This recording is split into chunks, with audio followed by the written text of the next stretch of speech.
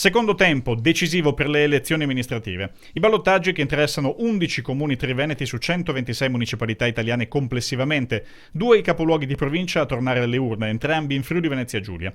I fari sono puntati soprattutto su Trieste, dove Roberto Di Piazza, che ha guidato l'amministrazione per 2 mandati fra il 2001 e il 2011, torna per sfidare Roberto Cosolini, che con il centro-sinistra era riuscito 5 anni fa a conquistare la fiducia degli elettori.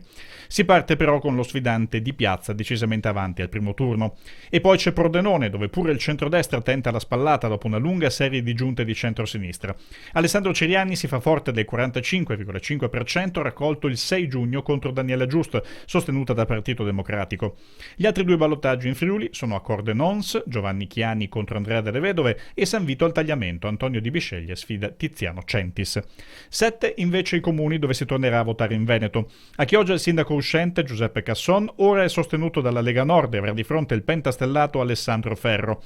Altri 3 primi cittadini cercano di confermarsi per il secondo mandato. Ad Adria Massimo Barbuiani contro Nicola Zambon del centro-sinistra, a Bovolone nel Veronese Emilietto Mirandola contro il leghista Alessandro Minozzi, e poi ad Abano Terme dove Luca Claudio affronta la sfida con Monica Lazzaretto, provando in realtà ad imporsi per un quarto mandato sommando i suoi 2 precedenti a Montegrotto Terme.